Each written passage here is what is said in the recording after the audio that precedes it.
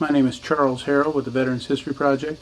I'm here in Cumberland, Maryland, interviewing Mr. Fred Harshberger about his World War II experiences. Today is July 14th, 2008. Mr. Harshberger, for the record, would you state your full name? The full name is Fred Havener Harshberger. What is your current address? 1608 Bedford Street, Cumberland, Maryland, 21502. Where were you born, Mr. Harshberger? Johnstown, Pennsylvania. And when were you born? I was born July the 17th, 1922. During World War II, what branch of service were you in? I was in the Army. Were you drafted? Yes, I was drafted. Were you drafted on November 15th, 1942? Yes. And when were you discharged? January the 6th? 6th, I think, 1946. What was your highest rank? Sergeant. What battalion and company were you with? I was with the headquarters company, 62nd Armored Infantry Battalion, 14th Armored Division. Did you only serve during World War II? Yes. Were you in ETO? Yes. And your battle campaigns included the Rhineland? Yes. And Central Europe? Yes. Your special duties were a tank commander, true? I was a tank commander. You served in 3 different vehicles? Yes. What were they? With an M8, an M7, and an M4 Sherman. Were you ever a prisoner of war? No. Were you ever injured or wounded? No.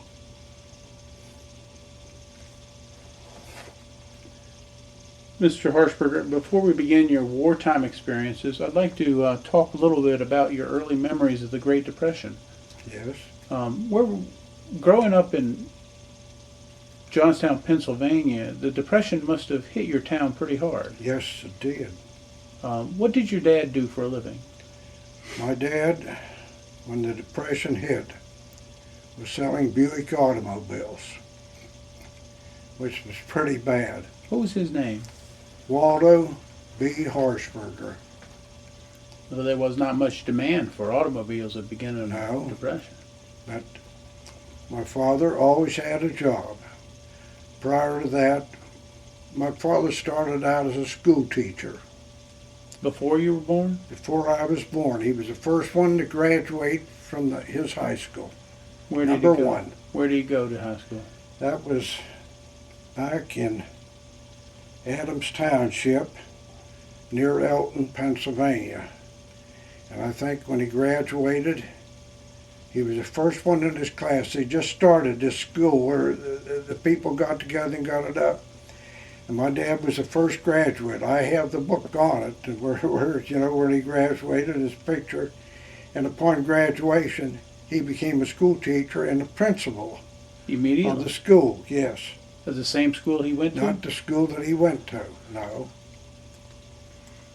This was a school with, I think, maybe 3 or 4 other teachers.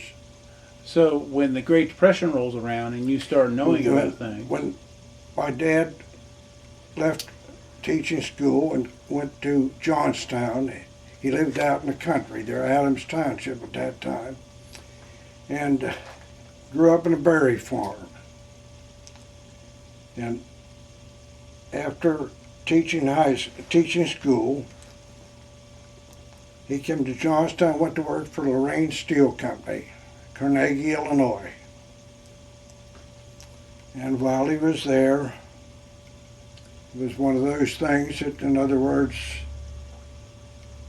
he wasn't being promoted the way he should have been and so forth. So he went to selling automobiles as a better living at that time. But when 29 came, it was a different story. But my dad always worked. Then he got a job at Sears and Roebuck, and they moved him to Indiana, Pennsylvania, where he was a store manager there. He was a store manager there till probably 19 39 when they moved him back to Johnstown. And he worked the rest of his years at the Johnstown Sears and Roebuck store.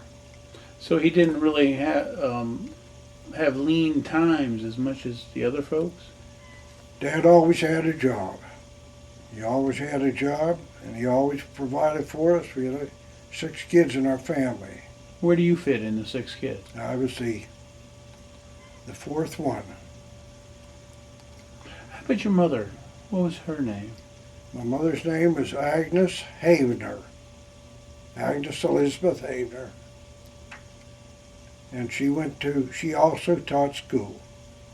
She went to Indiana Normal School and went to teaching at not the same place my dad did, but very near to him. That's how they met? Evidently, that's where they met. Did your dad fight in the First War? No. And I'll explain why. And this might be interesting, you know. We were brought up in the Church of the Brethren. My grandfather was a minister in that church. My dad's only brother, and my dad was a deacon in the church.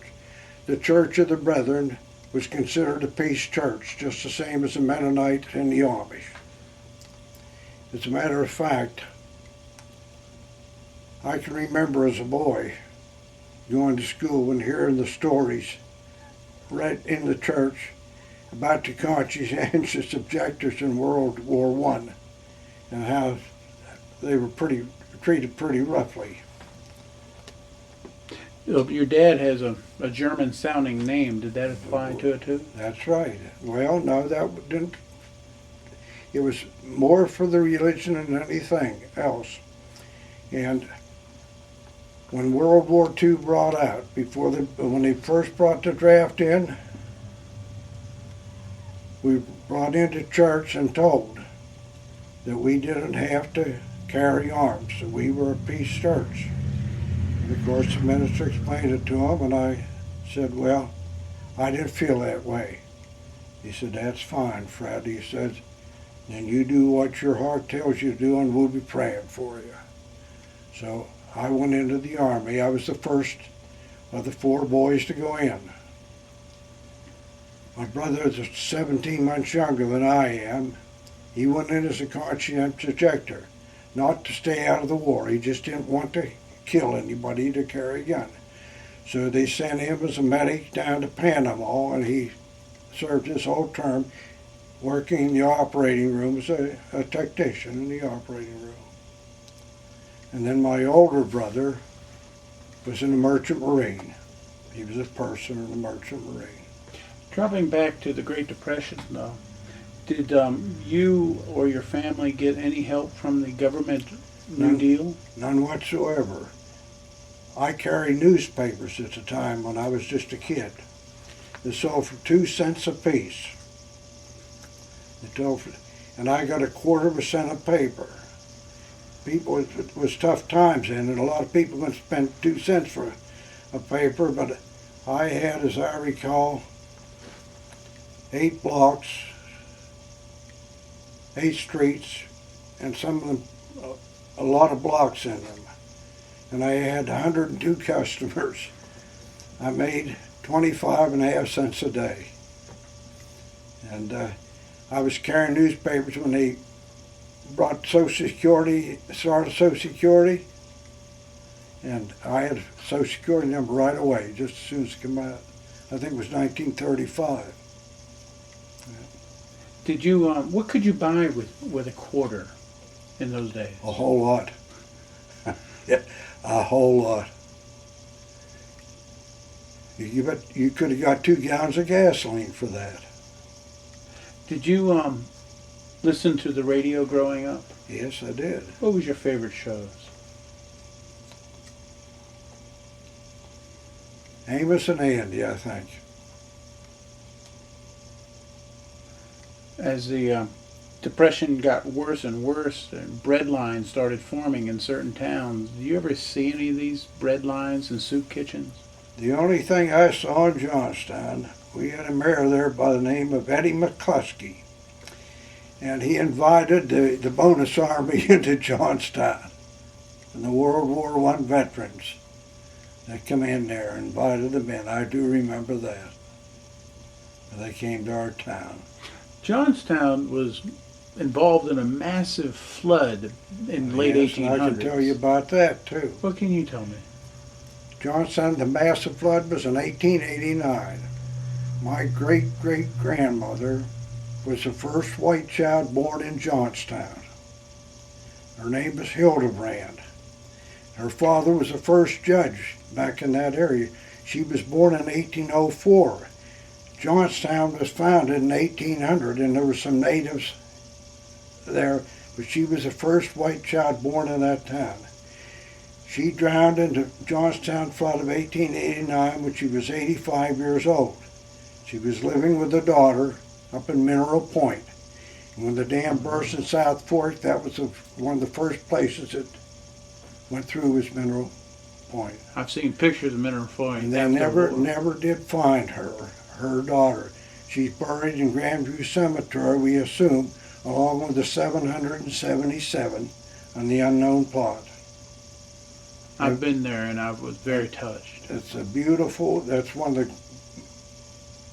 considered one of the most beautiful cemeteries in our land. When you were growing up in the 1920s, were there survivors of that flood still around? Oh yes. My grandmother told me about, she wasn't down in Johnstown, lived out in the farm, but she told me about the flood, my dad's mother. By the 1930s, a lot of people had forgotten about that great flood and the rescue efforts that happened afterwards. Yes. Was it still very talked about when you Oh were yes, growing up? because what a lot of people don't know about that flood, there were as many people burnt to death in that flood as drowned. Because you see the old stone bridge, all the houses flooded down there, and the stone bridge didn't go out, and they backed up, and then it caught on fire. When you grew up in Johnstown, did you live in the whole of Johnstown, Yes, down in I the did. deep? I lived in Moxon, 17th Ward. Did your dad own the house? We had 3 homes. When my grandfather, my dad's father, had come to Johnstown, he left his farm and he came to Johnstown, and he was working for a Brumbaugh, I think. They had a feed store or so forth down there in town. And he got up to take an automobile, and this would have been in probably 1918. And they had an explosion inside there, and my grandfather burned up. His name was Cornelius Harshberger. And, but prior to that, when he had sold the farm and come in, they had bought 2 houses. And they were double houses. And I know that we lived on one side and they rented the other side. My grandmother lived in one side of another house, and they rented the other side of it. So at that time, we were living in our own home. But later on, we moved out of that and rented both sides because my dad, along with became a sexton of a church. And we lived right next to the church in the house. He was a sexton. That was part of his job. Did the town of Johnstown ever flood while you were in there? Yes, oh yeah. Very bad flood, 1936. You were 14 at the time. Oh yes, I remember it very well. Because when we had that flood, we had school right up almost in July because it was 6 weeks we didn't go. The school building, I was to junior high school then. At that time, Johnstown had 3 junior high schools. They were 7th, 8th, 9th, and 10th. They had one central high school, which is 11th and 12th. And I graduated from it in 1940. It was the biggest class that they had to graduate, 874. That was a big town then back then. Yes, it was. It was, I think, around 70,000 or more. Were you good at school? No, not really. Is there anything you'd like to tell us about what you were good at in the school? Were you good in sports or? Well, I was mostly with sports up through junior high school, but I was too small, and the coach liked me very well. So he said he wouldn't allow me to play. Now, if I'd have been in some of the other schools around there, I could have played. But John, when you see 874, or in the junior high schools, they had, 400 or 500 in them, the grades. I played junior varsity football. But when I got up there, when I was 16 years old, I was only 5'5" and weighed 114 pounds. But I was student manager for football, basketball, and track. Were you ever involved in Boy Scouts? How's that? Boy Scouts? No, I didn't get involved in that. Were you any a hunter or fisher when you were a kid? I'm a great hunter and a great fisherman. Were you that back then too, as a kid? No, I couldn't. Where I was at, I wasn't able to hunt and fish. Oh, as a kid, we'd go out rabbit hunting and something like that. But after I got out of the Army, ever since I went down here, I've been to hunt everything, bear, deer, and all. Hitchhiking. As the Hitler was doing his thing in Europe during the 1930s, Yeah, you were a high schooler. yep. Did you know that he was bad, if you want to call it? Yes, I knew him because in junior high school there was a boy came in the late 30s. His name was Karl Amanda Heinz, and they had come over from Germany. And I know that some of the fellows, because he was a very athletic boy, and he was a real German, real blonde hair and light and so forth, excellent swimmer and so forth. But I can remember some of them calling him Hitler because Hitler was coming to there, and they knew that he came from there, and you know how kids could be and so forth. But yeah, I remember that. And about Adolf Hitler. How about the Japs and what they were doing in China? Did you all learn anything about that? No, but I can tell you this, what I did learn while I was there. You know, Johnstown, the main plant there was Bethlehem Steel Company. And they had a wheel plant. And they were railroad wheels. And they were shipping, I would say shiploads of wheels over to Japan.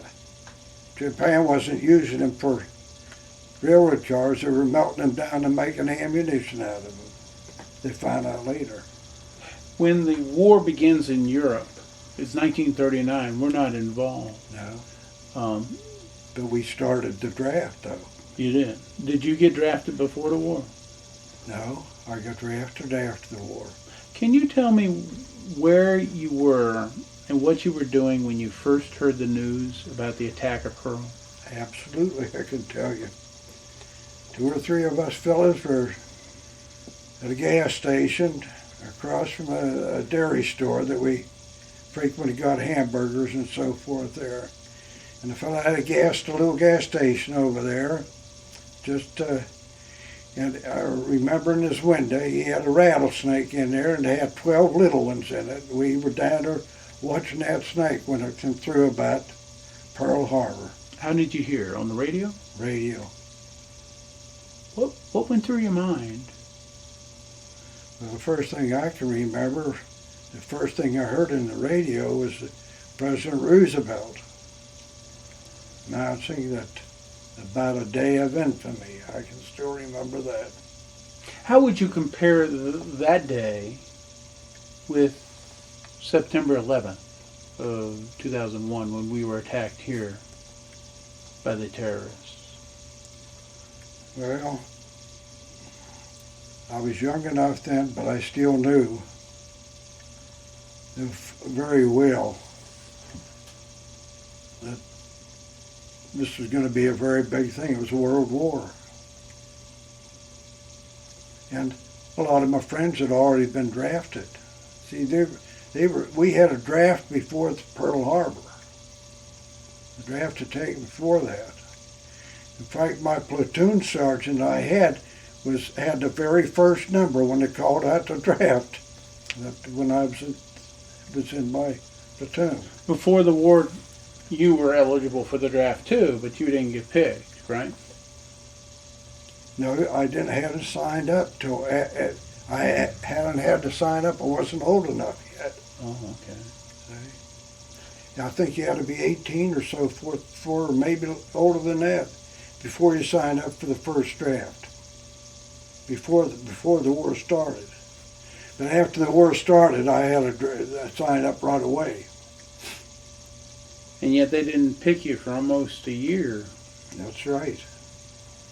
Did you do anything particular to help out with the war effort that first year while you still weren't involved with the war? Did you work in war work or anything?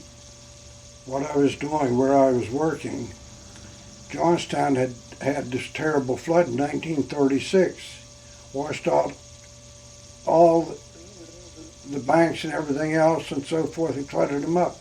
And the Army engineers came in there and they were putting in a wall all through the Stony Creek and Conemaugh River.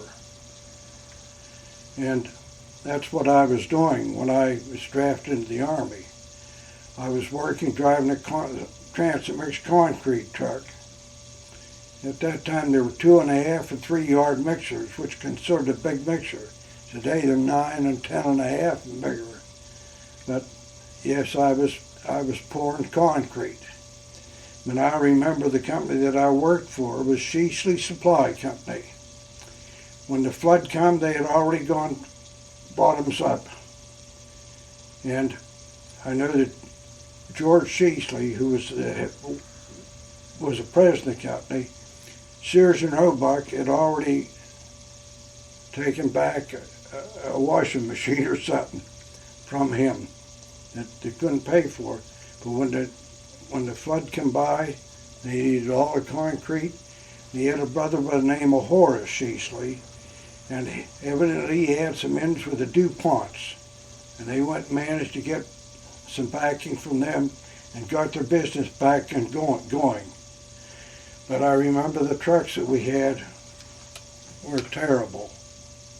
In fact, they were so bad that we'd get one that would start, and he'd have to tow the others to get the rest of us started. The equipment was that bad. So when you graduated high school, is that who you went to work for right off the bat? When I graduated from high school, the first job I had was with the National Radiator Company. I went in with them into production, had a very tedious job in production. I did what did you say, take up the foundry and the core setting room. I had all the scrap reports and everything else to make when I was with them. And I went to work because my best friend, Bob Longacre at that time, his dad was the vice president of the National Radiator Company. And when we graduated from high school, Bob won a scholarship down to William and Mary to play football. And so his dad had come up through National Radiator as a boy. He only was, I think he started working National Radiator when he was 13 years old and so forth, and they had a strike there at one time, and he got shot through the neck. And Bob Waters was the president and took a liking to old Ed Longacre, and he became the vice president when I was graduated from high school. So he took me, and he's the one that got me a job down there, and he wanted me to go up through the company the same way that he did. Well, I started out for 30 cents an hour, and I got paid once a month. And it was about $45.70, which I gave my mother $25 of it. And after I was there for about 6 months, they called me in and told me that I was doing such a good job that they had a raise for me. And I said, boy, I sure need it. But rather than to tell me it was 3 cents, they said it was 10%. That was up to 33 cents an hour. Well, after that, I gave a notice, and my dad at this time had got back to Johnstown, and the manager down in Johnstown, Sears Roebuck, hired me. So I went to work for them down there for $17 an hour. And then this job came up where I was able to go get the job at Cheesley Supply, and that paid 85 cents an hour, which was a big improvement, and could work all the hours I wanted. And so I was making big money then when I went in. During the first part of the war, we were losing. The Japs were on the advance all throughout the Pacific, and the Germans were overrunning Europe. The thing I remember more than anything else was the merchant marines, the ones that were taking the beating. They were shipping all of our merchant ships, sinking it.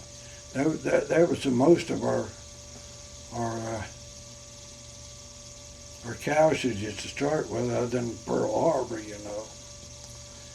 But, did you ever consider enlisting? no, I knew they were going to draft me, so I was driving truck, and I was doing all right, making money. But were you married? Huh? Were you married? No, I wasn't married. Still living at home or out on your own? I was living at home, and at that time, I was going with a girl up in South Fork, right up where the Johnstown with the dam made. And I'd known her when I worked at Sears Roebuck. She worked in the credit department, and I started dating her, and that was pretty steady thing there for a while. And a little something about it. But before going to the Army, when I was called up to go to get my examination, there's a fortune teller up there in South Fork. She takes me to this fortune teller. Of course, at this time, I've been driving that mixer truck, and my hands were just like coal miners and everything else. So he took me into this fortune teller, and first thing she told me, she said, you're about to be called up for the Army. Well, that didn't take any great scientist to tell you that, looking at my age now. I said, well, that's right. I said, I'm due to go get my exam right now for induction. She said, you're not going to go in. She said, they're going to turn you down. She said, I can't tell you why, but it starts with 3 letters, E, L, or H. So I went back, and the girl said, Leora said, well, looks like you're not going to go, Fred. Well, anyway, I went to Altoona, where they tested us, and everything else, went off through everything else, and when he was done testing, they called 17 of us back. Said we had to have new chest x-rays. I said, oh, good Lord, what happened? E-8-L, lungs. That was on my mind right there. So one there, they took took the test and came back, and I said, you're in, you're all right. I said, what's the matter? What do we have to get back for? Said, they ran out of film.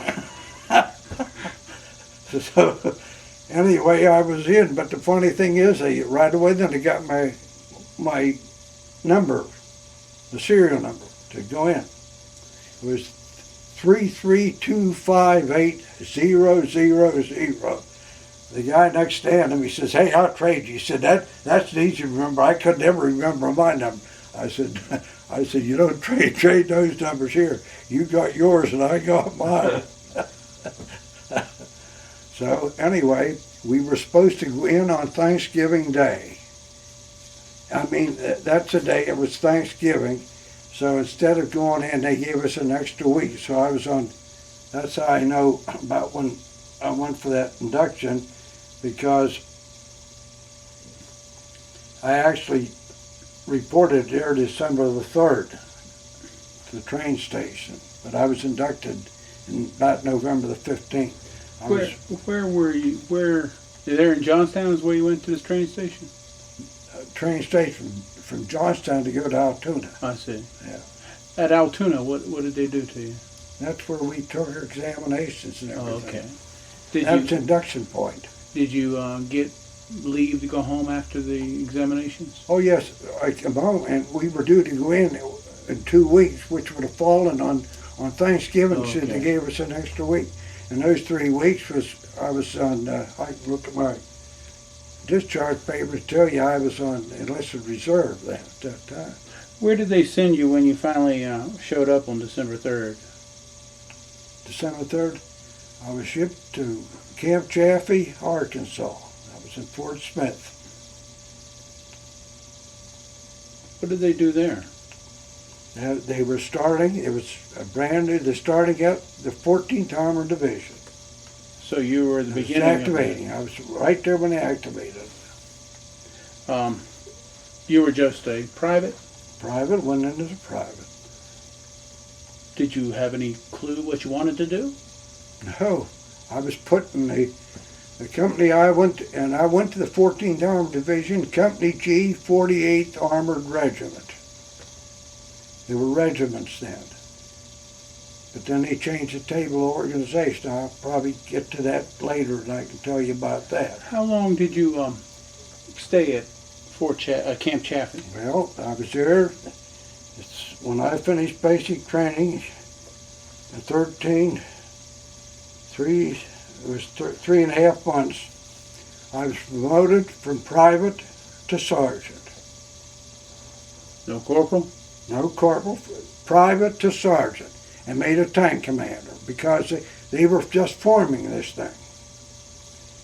And at that time, we had Sherman tanks, M4s. The one that I ended up in overseas was an M4. But an M4, but they had Chrysler Multibank motors in them. It was a Sherman tank. And they had 2 inches up this way, 2 down this, 1 in the center. And they had stack lights on them. The stack lights, the driver you had to get at least 3 stack lights out before you could move them. In other words, to bring them up. They were always troublesome because to get them synchronized and so forth, all those engines. And they had a throw-out bearing on them that should have been in an automobile, that the tank commander had to get down after so many miles and get down through the grate and grease them. Every so often, maybe you go 20, 25 miles as I recall. But that's what I was in. And while I was there, it was when they had the flood down at Fort Smith, and our outfit had to put a pontoon bridge in. But at that time, I was on an exercise. Our tank crew was in an exercise. And the crew that I had evidently was considered one of the outstanding ones because Lieutenant General Devers was brought in, and our crew was picked to put on a demonstration for him. And that demonstration was escape through the bottom hatch, which you had a plate underneath the driver that you dropped. And you went the tank top down, the driver and the assistant driver out first, then the loader and the gunner and the tank commander last, and come to attention. And we did it fast. But in other words, I can remember that too. Our colonel was Colonel Gillespie, and he was there. And I think the division commander was here. That was General Vernon Pritchard. And we put on that exhibition for them. Do you remember the names of the people who were in your tank crew? In my tank crew? Which one? I don't know. Do you keep changing or what? No, you mean the first one that I was in? Yeah. Right out of basic? I can just remember one guy, the driver. It was T4 Elliott. And he was he had been there, he cadried in from the 6th. And did you change members of your crew as you went through? No, but after I was only in there for about 2 months after I'd been made a tank commander, and I was called into the headquarters there, and a bunch of officers sitting there, and they told me that I had a high IQ. Why, I don't know. All I could figure, I've said many times, that I must have done real good in that multiple thing. I must have really guessed pretty good, because I didn't think I was that intelligent. But anyway, they wanted to know if I wanted to go to school, to ASTP, Army Specialized Training Program. I said, yes, I would. They said, you realize you're going to go to school, you have to give up your rank. You have to get back to private. You have to give up your rank to go to school. I still thought, well, going to school, we had the idea that it was the same as going to OCS. You were going to get a commission of it. So I said, yes, I'd go to school. So I was taken out of there and shipped down to Louisiana State University for 1 day. 1 day, and then they transferred me up to Princeton University. In New Jersey? Princeton, New Jersey. And I was at Princeton University for 6 months. What did you do there? Basic engineering.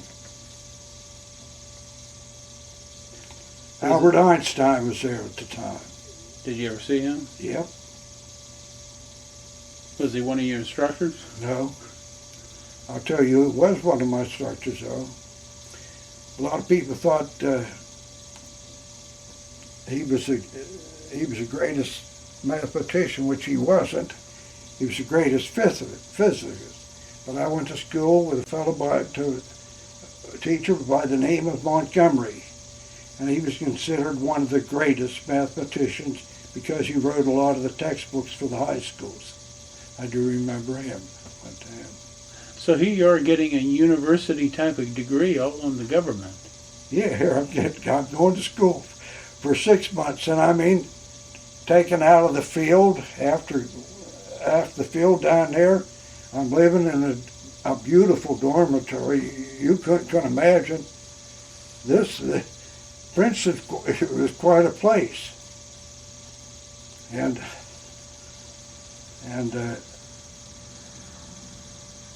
so what were you learning there?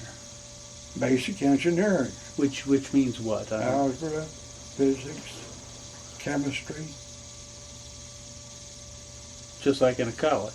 Yeah, right at college. Geometry. How was that going to help you as a tanker? I was no longer a tank commander. I'd give that up. Because my IQ. They said they picked me to go to school. That's all I know. Did you do good in it? Well, I got through it, but after 6 months, the government discontinued the program. Were you done with the program by that time, or were you still in it? No, we were going on. The government just stopped it. I think the whole AST program and the V-12 was just a bailout to a lot of the universities to keep them in business, is what it amounted to. I think it was a lot of waste of money. I've heard of the V-12 before. Well, the V-12 was in. And while I was at Princeton, we had intramural between the Navy and ourselves, and there were some Marines there. And I did run the half mile, and I won the half mile, went in the records there.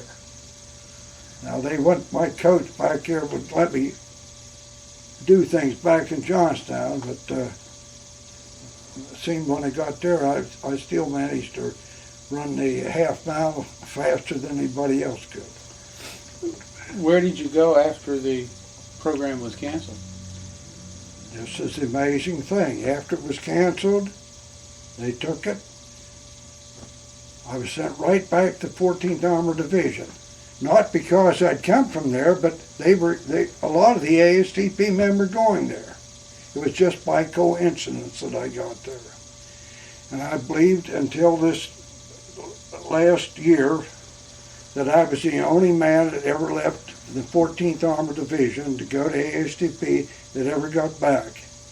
And I found out there was another guy there that went, but he didn't go he only went the last 3 months. I was there 3 months before he got there, but he went to Cincinnati, and he came back. Were they in Fort Smith still? How's that? Were they at Fort Smith, Arkansas? No, when I came back, they were on winter maneuvers. When I got back to 14th Armored. Now, you can imagine this. I'm living a very good life out there at Princeton. Our commanding officer was a full colonel, but he was just like a father to us. And the lieutenants were ROTC officers, and they were very kind. I'd been made a section chief there because I had stripes. And a lot of when I went in there, and a lot of the kids who went to ASTP had come straight from college or from high school and got in there. And they weren't all, fellows taking out of the Army like I was. But when I got back, they were in winter maneuvers in Tennessee. The first night that I got there, I reported in. I thought I'd get back to my old company. Here's where I'm going to tell you a little bit about the other story. I thought I'd get back to my old company, 48th Armored Regiment. They changed the table of organization in armored divisions. They were no longer regiments. They changed the 48th Armored Regiment, and they made 3 tank battalions out of it. The 47th Tank Battalion, the 48th Tank Battalion, and the 25th Tank Battalion. And the company that I was in had been separated as a separate company, Company G48, separated from the division shipped to the Pacific. I missed that trip. By going up to Princeton, I missed going to the Pacific, which I think was lucky. Luck. I really lucked out because I know I talked to one of the fellows later from Pittsburgh that was in the outfit, and they got pretty real buggered up, and that's. So you were reassigned. When I got back there, so they put me in the 62nd Armored Infantry Battalion. They didn't put me in a tank battalion. They were needing infantrymen. So I went into the 62nd Armored Infantry. Of course, I was a private again. So I was there 1 week. And were you in Tennessee at this time? No, we moved from Tennessee to Camp Campbell, Kentucky. Campbell. We moved out of Tennessee to Camp Campbell, from Manuvers to Camp Campbell. Once we got to Camp Campbell,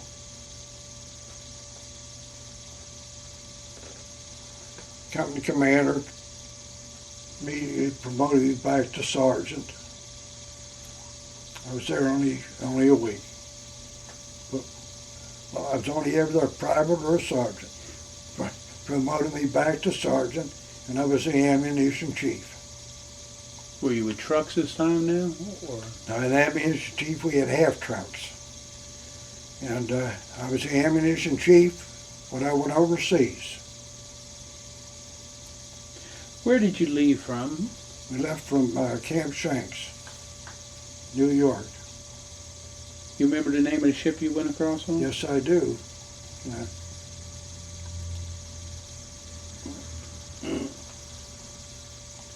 It was a German ship that was scuttled in the Casablanca, and it was the USS LeJune. USS LeJune. Everything on it was in German, but they made a troop ship out of it. All the we went over several ships, but all the infantry was on the USS LeJune. Did you have the half tracks with you when you went across? Oh yes, they hauled all of our equipment over. Half tracks, tanks, and all. At the all same in these time. convoys, yes. So, you were sleeping around your half tracks? Oh, no. They weren't on the ships that we were on. They were on other ships.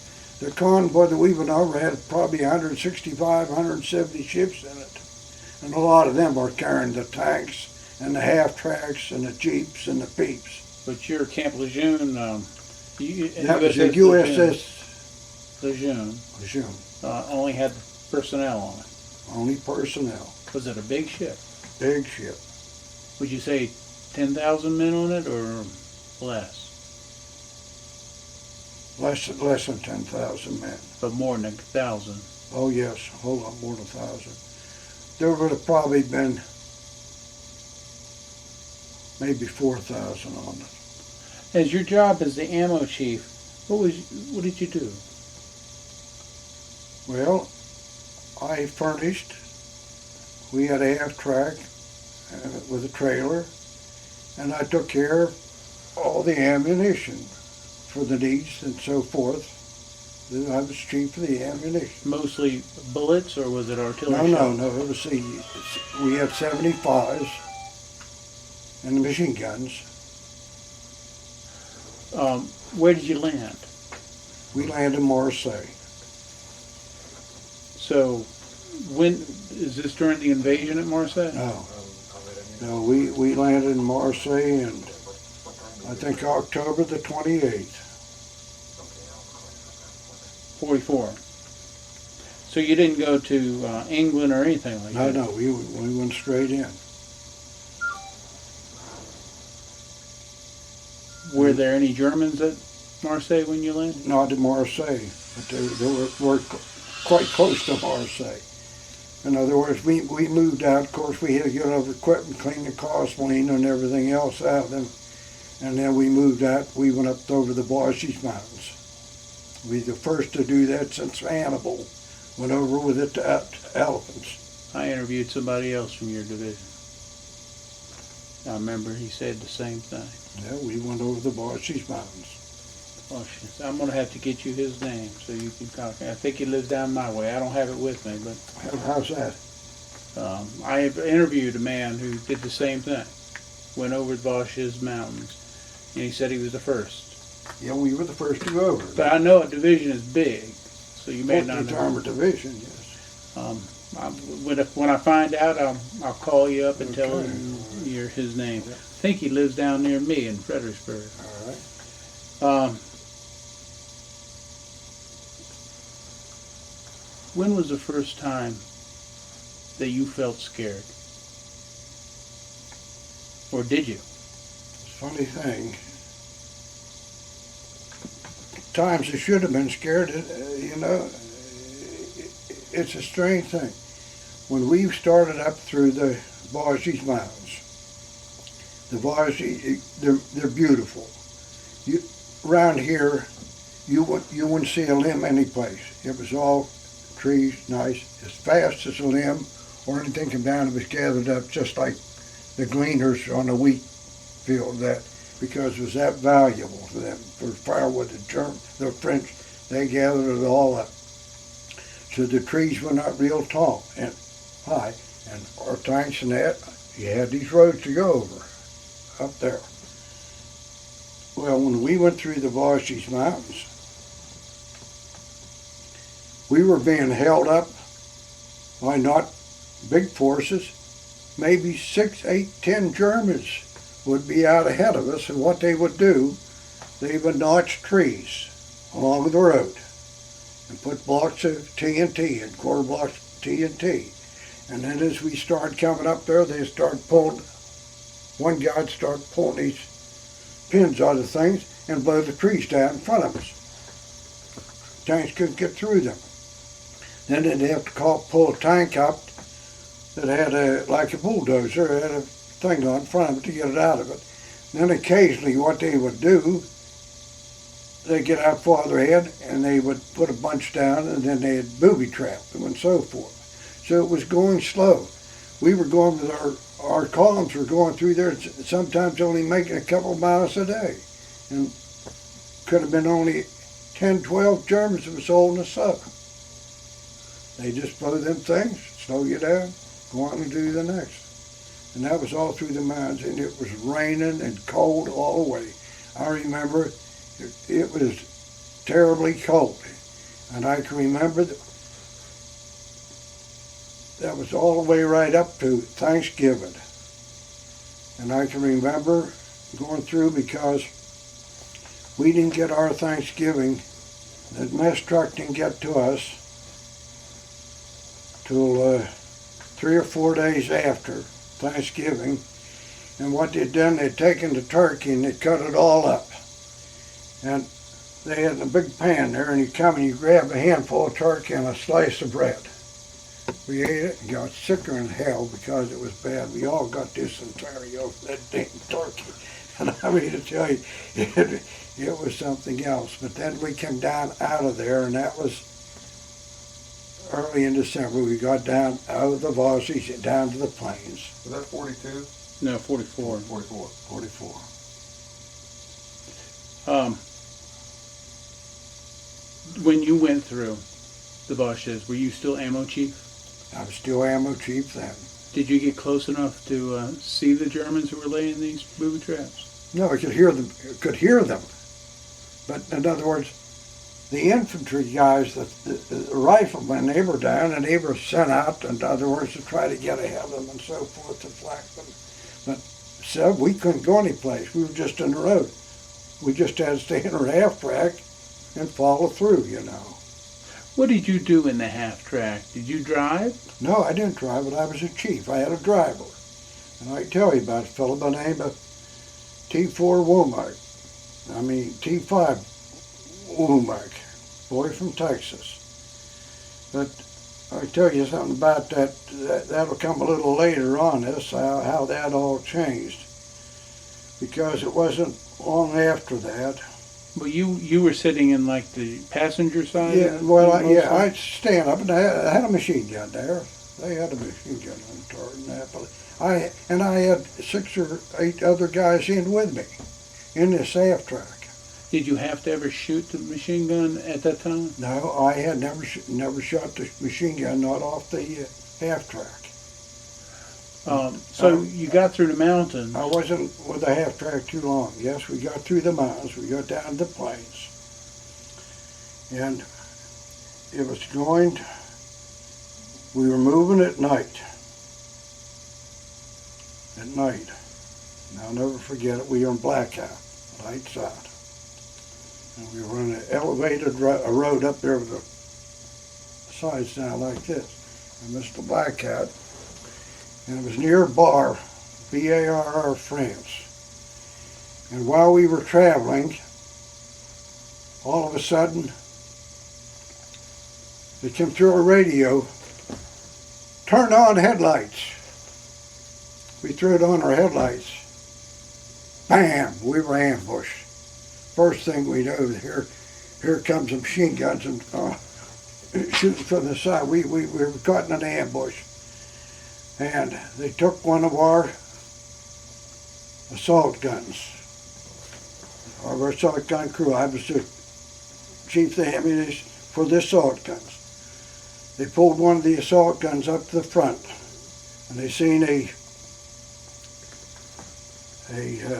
artillery piece up there, and pulled him up on it to fire on it.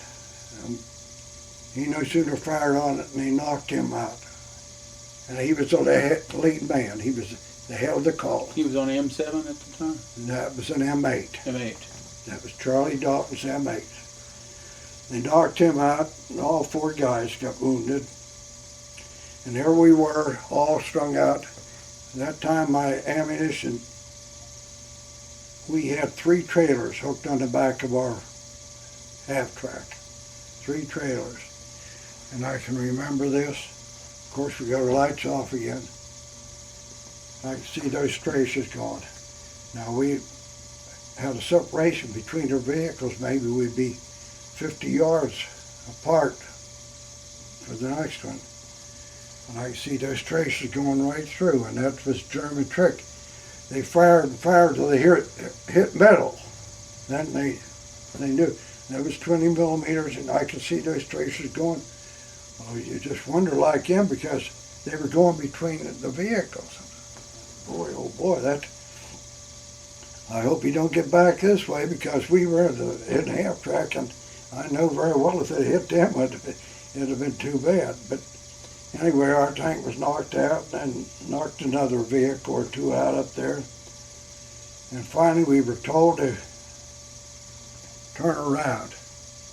Now you can see, it's in the book, by 14th Armored book there, tells us about moved my cabin and turned our half track around with 3 trailers, ammunition trailers on it.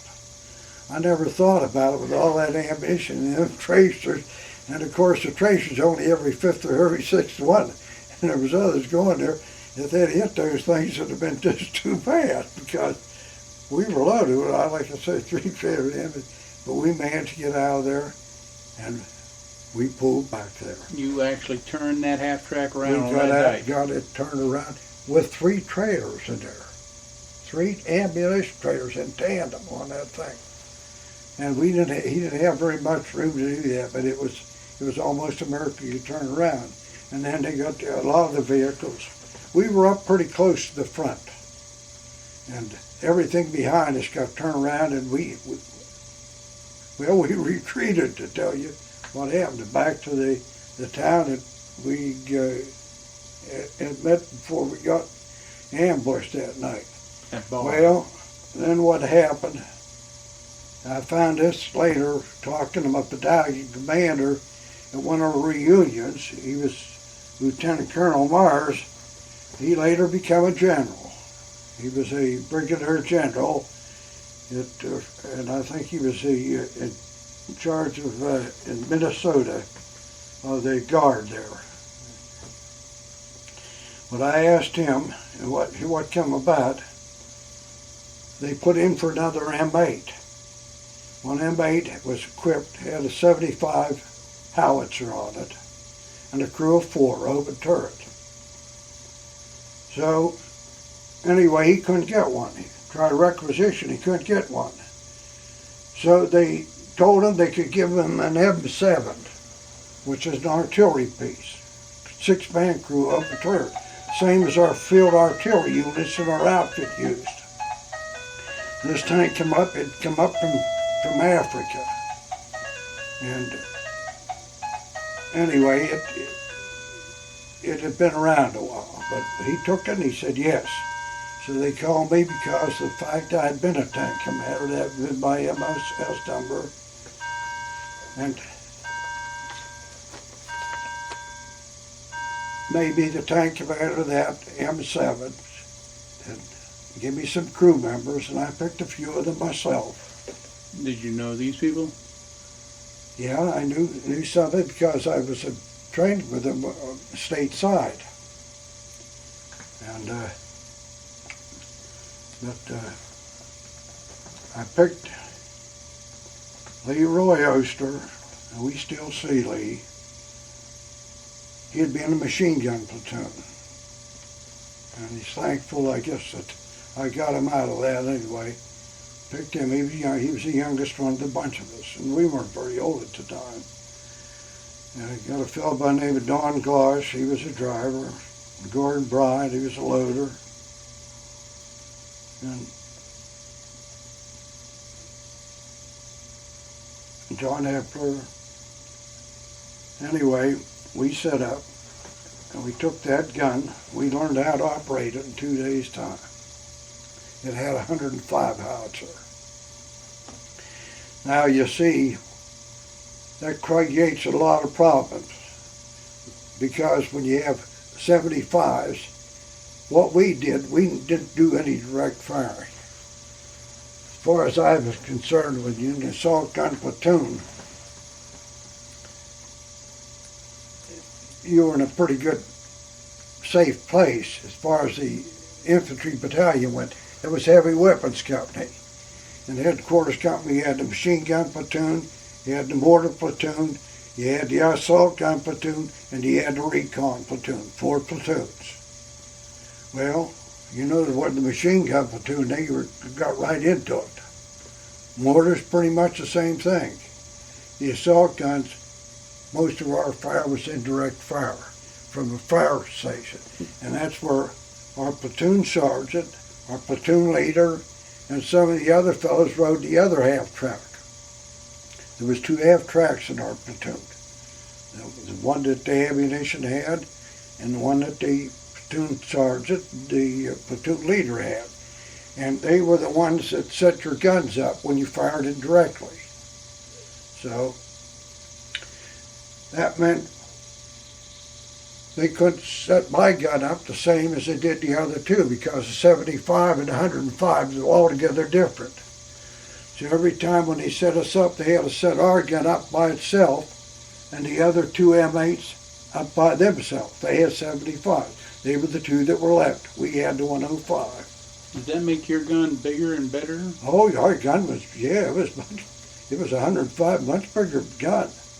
And it could go a lot farther than what the 75s. We had 7 powder charges in them. And the shell was what, like this? The load? oh, shell. Oh, more than that? oh yeah, it's 105 millimeters. Yeah, right. 10 point something. It was pretty good size, but because we had to take your projectile didn't come. You had to take the projectile out and take the, if you were going to fire 4 bags, I had 7 bags in it. You had to take the projectile out, take out 3 bags, throw them away, and use the 4 bags. You need bags with powder. Yeah. So, I got to stop the tape here. I'm running out of tape.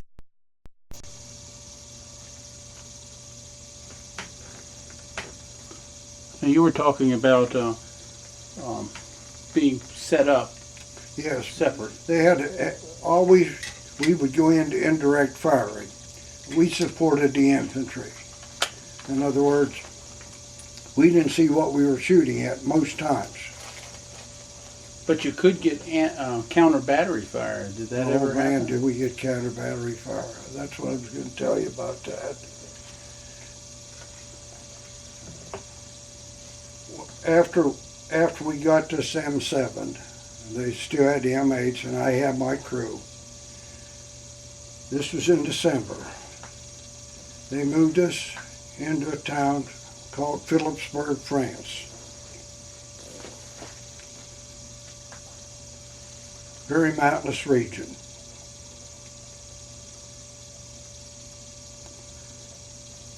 We set our guns up. On the other, only 6-7 houses in town, but they had a railroad station down there. And we was on the other side of the railroad station. They set up our 3 guns there. And I think, as I recall, they set me up in the middle and they had the M8s on either side of me.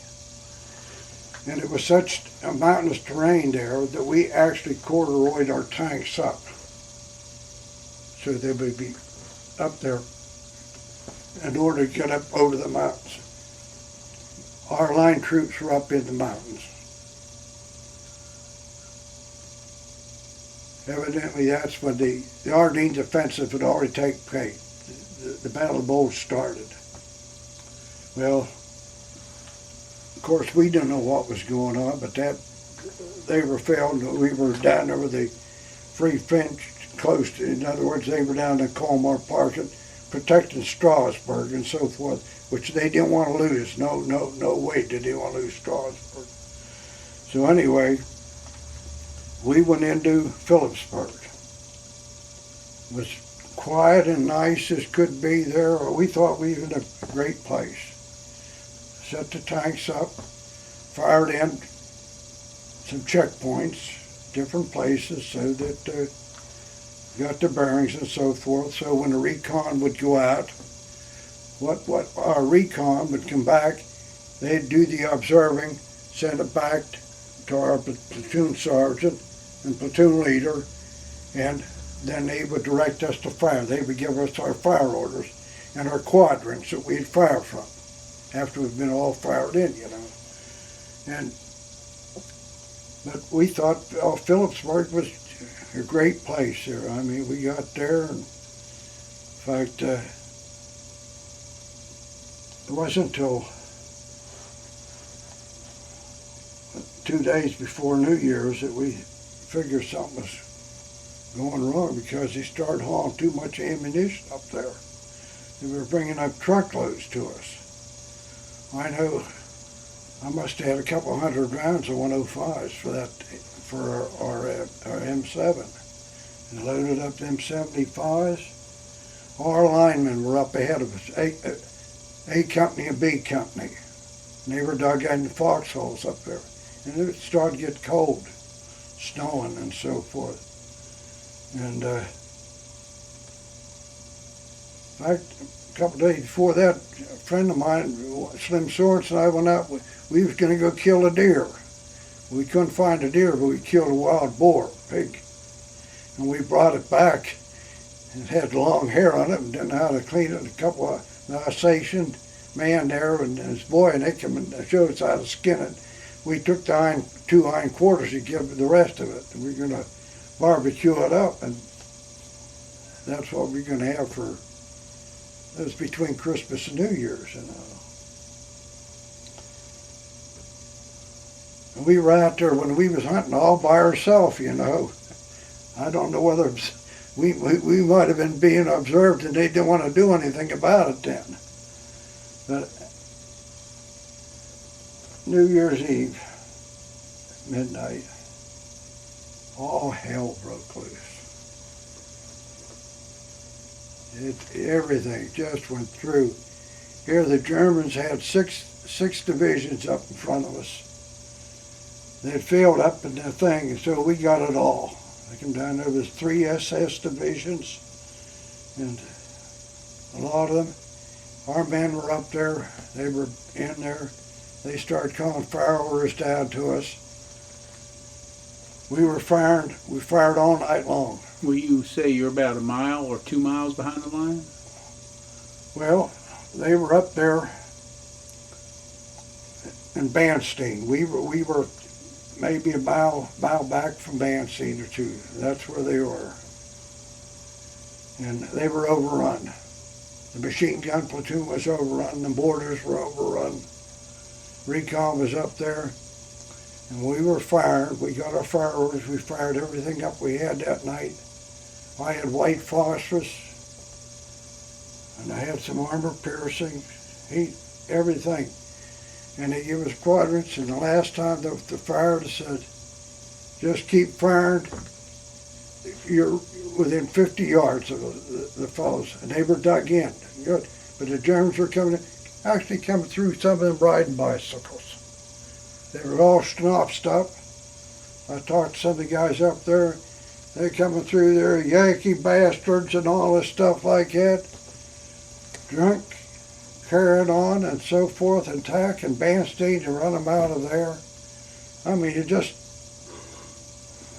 obliterated 2 of our line companies up there. And they kept firing. We fired all night. And as daylight got there, we could see guys infiltrating in there. We was afraid to shoot because our own men, we just didn't know, you know, where to shoot. And so forth, and I was down 17 rounds of ammunition anyway. And about that time, platoon sergeants came up and got me. And he says,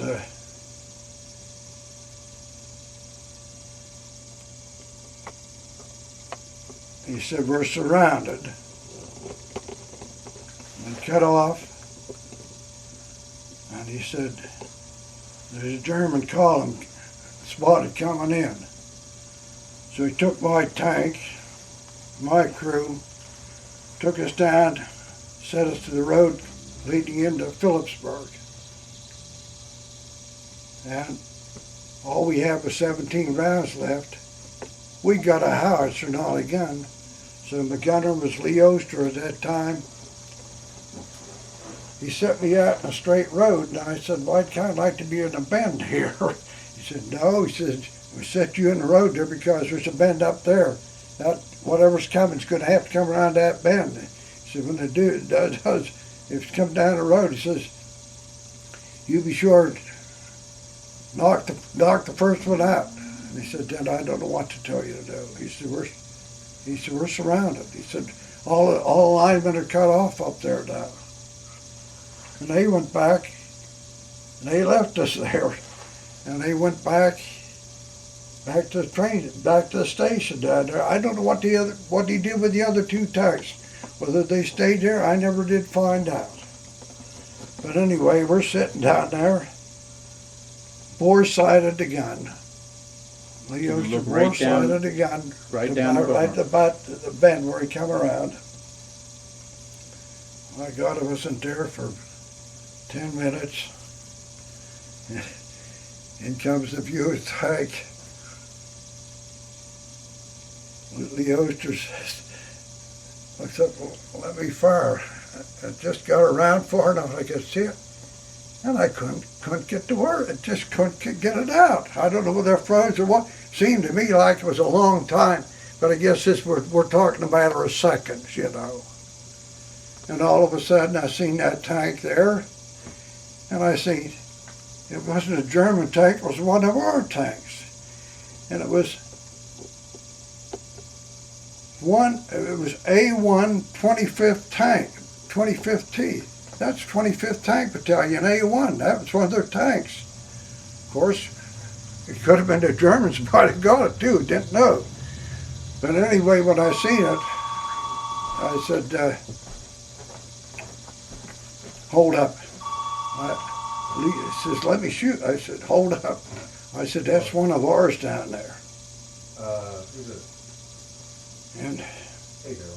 anyway, he pulled on out and pulled the tank up closer to me. And I mean, we were eyeball to eyeball. And I just didn't know what was going to happen. Lord, he's got a 76 gun. I've got the howitzer. And pretty soon, there was another tank behind him, pulled up behind him. It was a captain. He got the tank and he walked over to me, and I remember what I told him. I said, Captain, I said, you're lucky. My orders was that the Germans was coming and I was to knock out the first tank. And I can remember he said, no, Sergeant. He said, you're lucky. I'd knocked you out before your shelter got here. They pulled those two tanks in and went down by the railroad station. And of course, we were still out there. We were still on the road. We were the roadblock. And they took those two tanks down there, and they started firing right up, and it was all woods on it there, straight up like that. Well, I got to start firing, and the Germans come pouring out of there. I think after we went back into town, there was 117 that come out and surrendered right away when those two tanks got in there and got firing. What had happened? These tanks had broken through to us. They got the word through to them. But our understanding was it was a German column coming down. My orders were, and I don't know, I still think to this day, the good Lord had steeled my tongue, and I could say that, either that or I don't know. Lord, I'd fired hundreds of rounds a day before, that night. But anyway, I figured maybe my mother was saying a prayer for me that night or so forth, because we'd have pulled that gun, we'd have been dead, I guarantee you, and so could have they been. But the whole thing is, those two tanks came down, and they fired up in that hill, and they come out. And it did, and I'll never forget, I was down there, and we were searching them. They were all lined up there, and they were snopsed up, all of them, half drunk. And got to search them, and hell, a lot of them were women. Got up, they filled their breasts. They had all kinds of women. In uniform? Yes, sir, in the uniform that come down through there. And they were crazy. That was the 1st of January. Because the New Year's Eve when hit, the 1st of January. So anyway, through the day, we were there, and we stayed that night at the railroad station. There was about a bunch of tankers and that, and we figured that we were going to be taken prisoners. In other words, we had settled for that. We just figured that we would. But anyway, when morning came by, we managed to gather up some gasoline and so forth, and we bailed out of there. Our tank got out of there. Retreating. We were the only one. The rest of our guys were gone. We ostered us and the cruiser. Those other two tanks were down there. We bailed out and cut back up with our crew. Now that was on we got there the 2nd. The 3rd day of January, the man that won the Congressional Medal of Honor, a fellow by the name of George Turner, 45 years old, was a remnant from one of our artillery battalions. How he got in town, I don't know, but he was in that town. We had left the 2nd. On the 3rd, he won the Congressional Medal of Honor down there. In fact, it's even in this book right here, the whole story of it. He was in your outfit. But this man happened to be 45 years old, had been in World War I, in the Army in World War I, and never went overseas. He was only a private, and he was in a field artillery unit. Let me kind of just read to you.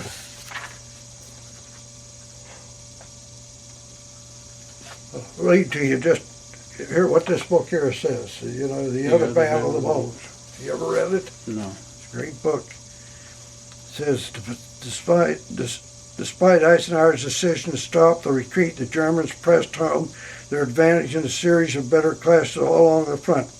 At Phillipsburge on the 3rd of January, Private George Turner of the 14th Armored Division, belonging to another of those scratch battalions thrown in by Frederick, was cut off from his artillery outfit. He joined a friendly infantry company, and that wasn't our infantry company, that was the 42nd Rainbow Division. Withdrawing under heavy fire. Suddenly he spotted 2 German tanks, followed by 75 German infantrymen. Though not trained for this kind of combat, he grabbed a rocket launcher and he went to meet the Germans. They spotted him and he came under immediate small arms and cannon fire. But he held his ground, standing in the middle of the road, slugs cutting in the air all around him. He aimed and fired. The first tank came to a halt, flames pouring from it. Turner fired again and the other halted, badly damaged. He wasn't finished yet. He flung away the bazooka. Running to abandon a half-track, he dismantled his machine gun and standing there like John Wayne in a Western shootout, he sprayed the Germans with half-inch bullets. The attack came to an abrupt halt, and the Americans went over to the offense. The Germans brought up 75 millimeter anti-tank gun cannon. The American Germans supporting the infantry came under fire. 2 were hit and came to a halt. Again, Turner went into action while the crews of the tank pelted for safety. One tanker could not make it and was trapped. Suddenly,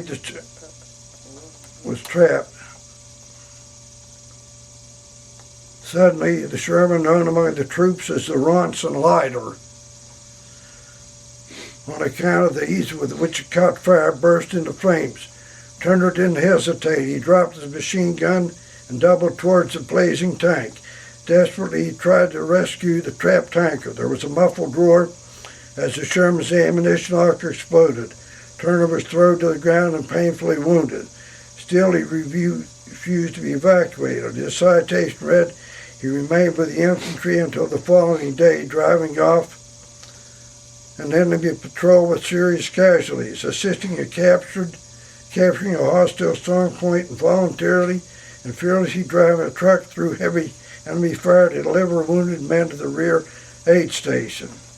George Turner, the artilleryman turned infantryman, was later awarded the country's highest honor. And there's a whole lot more to it yet than that. That came from page 51 and 52 of the Other Battle of the Bulge by Charles Whiting. And that means that happened the day after you left. That's right, and that wasn't a big town. Now, to tell you about a little bit about this book, what the writer tells you. See, everyone that heard the Battle of the Bulge, the last great German surprise attack in the Belgian Ardennes in December 1944, but few, except those who fought it, know anything about a second Battle of the Bulge, which cost the Americans and the French comrades in arms nearly as many casualties and almost destroyed the alliance. This was Operation Northwind, planned by the Fuhrer himself, which hurled 8 German divisions, 3 of them SS, against the thinly held American line in the Alsace-Lorraine region. Although the U.S. High Command was forewarned by Ultra from Beachley, the German pressure was too much. The Americans were forced to retreat for the first time during the campaign in the West. Eisenhower ordered his troops to give up ground they had bought with their blood, and he commanded that Strasbourg, which held a special place in both French and German hearts, should be evacuated. De Gaulle protested. He would order his own French troops to take over the city and defend it. Eisenhower threatened to cut off the ammunition supplies. De Gaulle countered. For a few days, that January 1945, while American troops fought for their lives in the snow-bound hills of Alsace-Lorraine, it looked as if the Franco-American alliance might be broken apart and France thrown into something akin to a revolution. As always, there was a cost in young men's lives. A quick-moving action packed the other Battle of the Bulge, sees the event through the eyes of the soldiers who were at the sharp end, and fills a major gap in the history of the war. And it's very, very much not known. And according to our division, after we left Phillipsburg, we got out. This happened the 3rd. We moved back to a place called Hohweiler. Were you interviewed for that book? No, I wasn't interviewed for this book, no. But we went back to Hohweiler. And that's where the Battle of Hatton and Rittershofen took place. That was supposed to have been the biggest offensive battle fought in the war in Europe. Were you still attached to the artillery support? I was still there. We moved into, I'll tell you about Hatton and Rittershofen. We moved into Hohweiler, which was outside of Hatton and Rittershofen. And this was a terrible, terrible battle. It lasted for about 15 days. We had our gun up there, and you talked about the tube, and it was about shot. We had our 75, our 105 and the 75s in. We fired hundreds and hundreds and hundreds of rounds for 10, 11 days. We didn't even go to bed. Our line troops were up in Hatton at Rittershofen, taking one terrible beating. And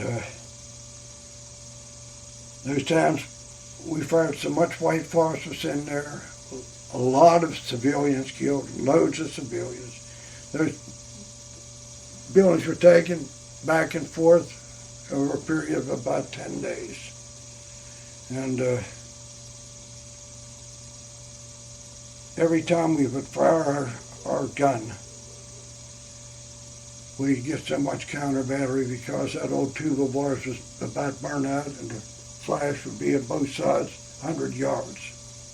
See, and every time you fired it, and had a fellow there, old Slim Sorens, wasn't afraid of anything. He was the craziest guy I ever seen. And we'd fire these missions, and we'd only put a couple guys up in the tank, and we'd get them. And it was cold. We'd lay back. Go back. There was an old building about 200 yards behind us. Just a abandoned building back there. And we'd let one or two fellas get back there to rest. And the rest of us stayed manned to guns because this went on for about 10 days.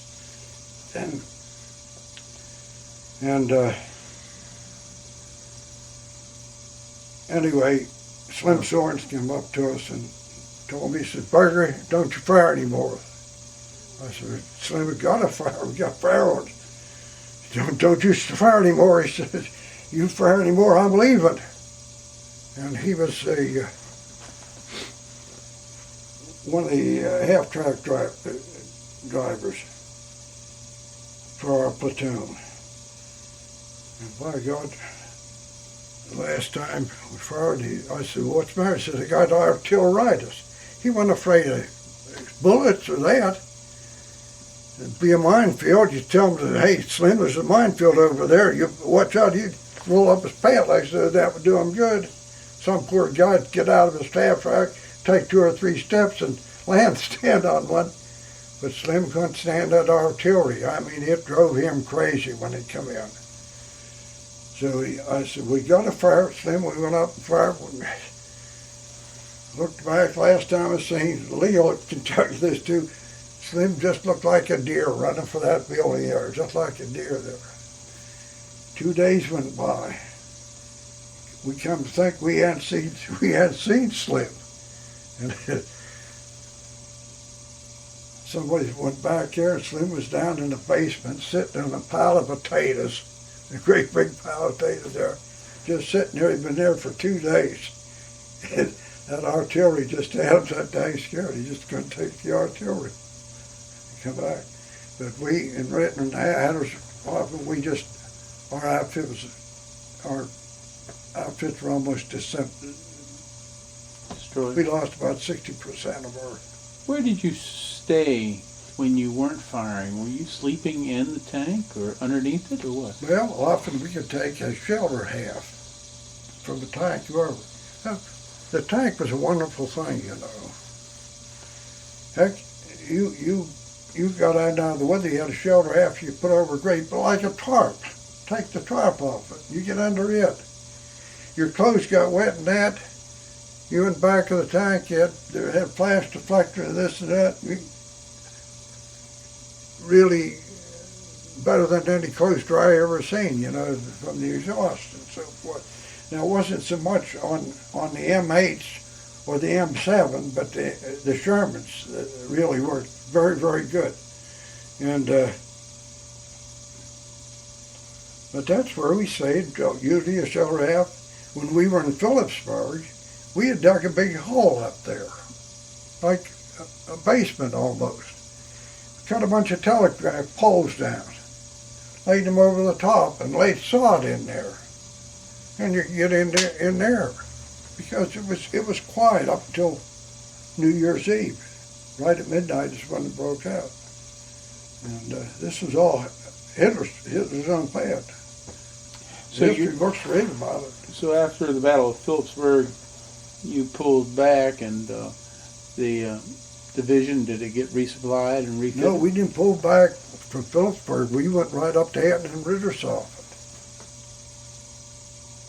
They were already there, and our other companies were battalion. Did your company get refitted with more recruits? Oh yeah, we got a lot of extra troops. Well, in fact, Lee Oster, there was McGovern, AM7. He was a replacement. He'd come up. Did your artillery gun actually get hit by shrapnel during the counter battery? Not that I know of.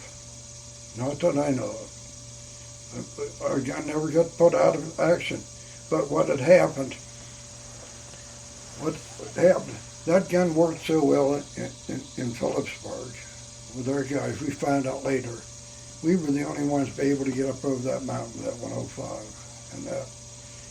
And anyway, after the Battle of Hatton and Rittershofen in March, our outfit, we go back to December, was the first outfit into Germany. We were the first outfit into Germany. We got into Germany in December. Got into the Siegfried Line in December. And we were in there and couldn't move for a couple of days, and they called in the Air Force bombers to come in and bomb it. And they pulled us out of there. They missed the target by about 7 miles. But boy, did they lose a bunch of bombers. I mean, they really lost. on that. But that was in December, yes. After the big North Wind operation, what did your division do? Well, we kept fighting through. We went into the Siegfried Line then. We moved in Siegfried Line in the middle of March. Did you get switched out of the artillery and put into tanks again? No, I was in the infantry when I had the tank. Yeah. That was the tank. We had 3 tanks in the infantry. They were assault guns. But what I was going to tell you, in March, I went back to Savannah. They sent me back there to pick up another tank. I come back with an M4, a Sherman, with 105 on it, with closed turret. 50 caliber machine gun, 2 30s, 2-inch mortar. And then they re-outfitted the entire assault gun platoon, the whole division. We all got M4s with 105s. We were the first one to have a 105 with that M7. But y'all all had the M4s in. So there was 3 M4s in our assault guns. Did you ever see a German tank that was still in operation on the attack or in the defense? Yes, we saw. I'm trying to think when that was. I know that we shot up some artillery, seen some artillery pieces. Seen a lot of German knocked out tanks, knocked out tanks. But I never took on battle with a tank. Never had to take that on. We weren't like when you're in a regular tank company like I was originally when I was before I went to school. That's where you're a battling tank for tank. And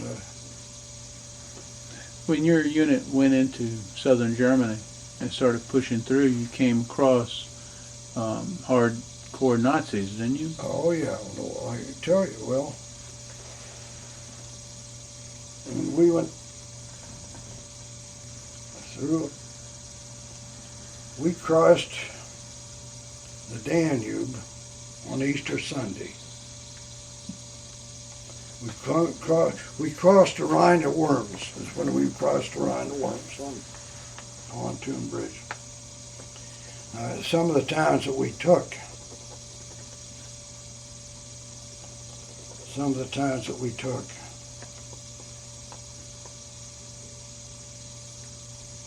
Did you ever hear of Mooseburg, Germany? All right. Our division took Mooseburg, Germany. You know what was in Mooseburg, Germany? All the prisoners of war, all the Air Force that were shot down were in Mooseburg. There were 130,000 prisoners in Mooseburg, Germany. Did you liberate the camp? Huh? Did you liberate the camp, or did Yeah, the we liberated Mooseburg.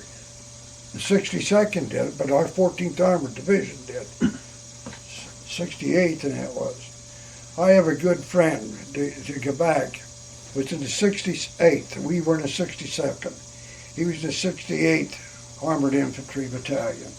This is a strange story to tell you. A good friend of mine, he's written a book. He's got the book right here, Siegfried Line. I have a copy up here. Okay.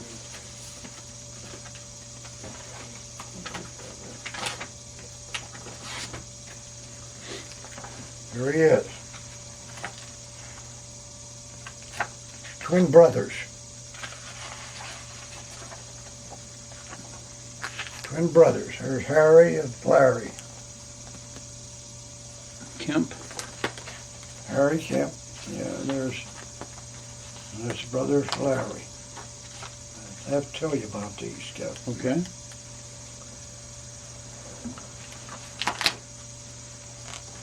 They were both PFCs in the 68th Armored Infantry. They got fighting in Hatton. That took they were up there for about 8 or 9 days. They needed a new BAR man. He was killed. And they come up and they asked Larry first, said, "Do you handle BAR?" He said, "No." And they asked Harry, "Can you handle a BAR?" He said, "Yeah." So he took over the BAR. Well, he killed several men there. It's in the book and so forth for that. But after 8 days, they sent him back sick to the aid station. He and his brother were in the same, they were twins and they were in the same squad. That was unheard of. The same squad. While he's back at the aid station, his brother was killed by a sniper, his twin brother. That's the news he gets when he gets back to the outfit the next day. 2 days later, they took him. He was a PFC, shipped into headquarters, took him out of the Army, made him a civilian for 1 day, and the next day he got a battlefield commission. When General pinned the bar on him, he said, "I gave plenty of sergeants battlefield commissions." He said, "You're the first PFC that ever got a battlefield commission." And when we were down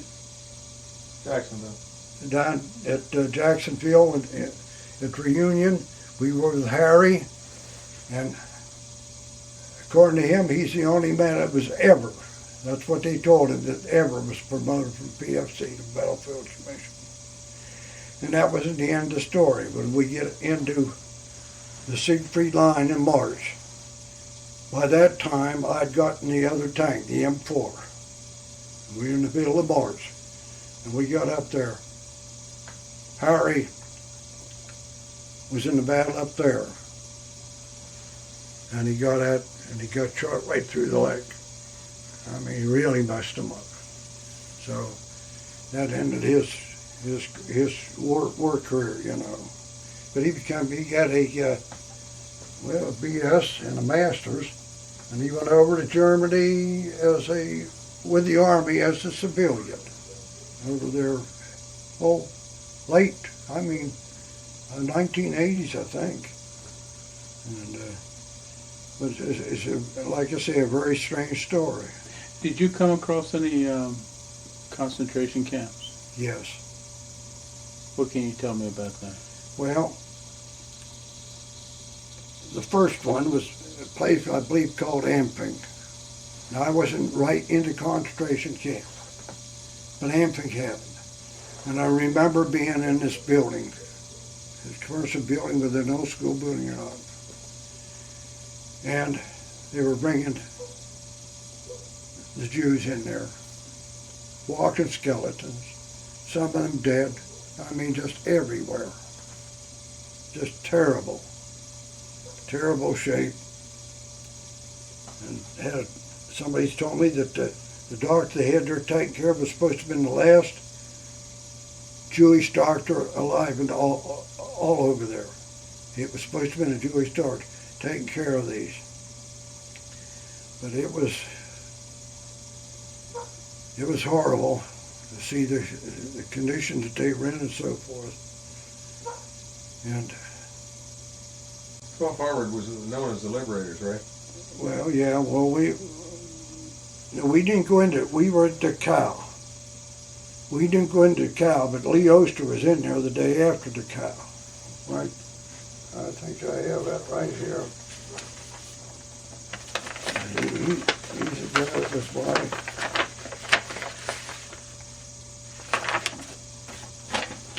Lee was my...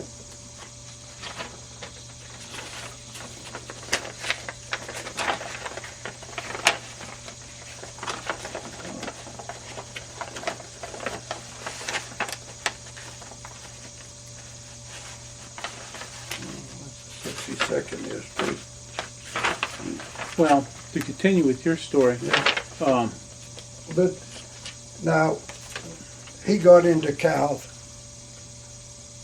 the day after it was liberated. okay. And the bodies were stacked there, all kinds of. I can show you pictures. I have pictures. They're very gruesome. They were taken into Cal. But you didn't actually go to the camp yourself? I did not get into Cal myself, no.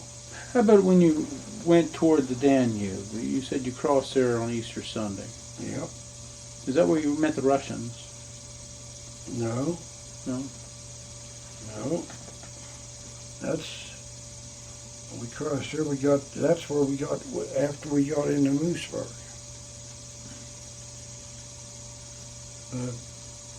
I wanted to tell you about something that happened on the Siegfried line. It would be interesting to you. When they pulled our 3 tanks up there, we pulled in at night under cover of darkness. We got up there, pulled the tanks up a line, shut off the engines, and a platoon sergeant yelled up there, he says, "Hey, Berger, bring your men down here and bring a shovel." So we grabbed a shovel off the tank, went on down there, said, "What is it, crew?" He said, "Be quiet." He said, "I heard voices coming out of the ground. You be quiet." I heard was "Help, help." The ground was just as smooth as this carpet is right here. When our tanks pulled up on there, here the engineers were in ahead of us, and they had been down blowing the dragon's teeth so we could get our tanks through. These fellas had come back, this guy came back, got a slit trench, had a big slit trench there, and shoveled it down, and he had where you could sit on it, like I'm sitting here, a slit trench up above here, like this, and he's down below the ground. He's sitting in there, and I noticed he had a board on one side there, sort of helped. When our tanks come over there, when we turned, just like a bulldozer, bulldozed it right over the whole way in and covered him completely. So, my golly, we heard that. Here he is, and it can sound like coming out of the ground, just like somebody did a grave, you know. So we got in there, and first thing, of course, there's different versions. Lee Oster says he was sticking by his hands, and I remember the shovel hitting this guy's steel helmet. And he was in there, and he said, "Help, help, my legs are broke, my legs are broke." So we started taking it easy, you know, to get them out and so forth. We finally got them out of there, dug out there, and first thing we asked him, "Is anybody else in there with you?" We asked him that right out. No, my legs are broke, my legs are broke. We got them out of there. We lifted them up out of there. His legs weren't broke. We started to go back up to the tank. He said, "Hey, my buddy's in there." My God. We went to digging. There, a buddy of his was in his bedroll, laying the length of that slit trench. God, he was dead. I don't know if we'd known anything about CPR, we might have been able to bring him back.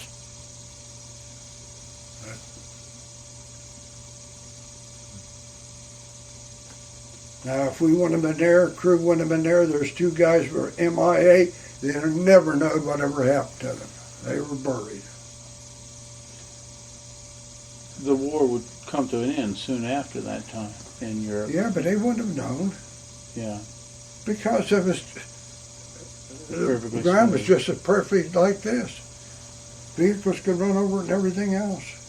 Where was your unit on VE Day? VE Day, I can pretty well tell you. Were you still with your unit? Yep. Oh, yeah.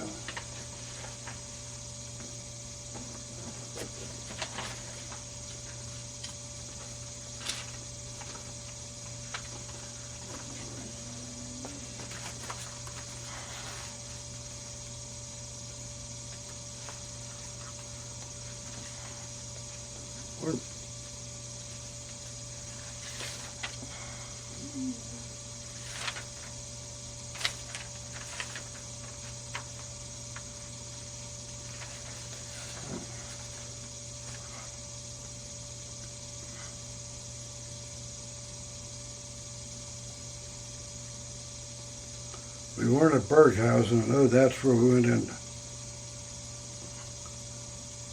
Let's see, on snowy May Day, the battalion crossed vehicles at Tonkin Bridge.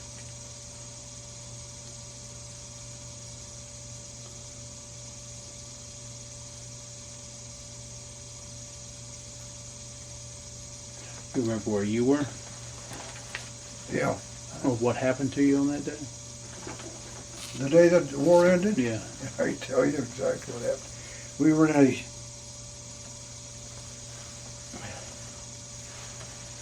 Here's about where we were. Near Wasserburg. Okay. See, you were in Mooseburg. Here we are.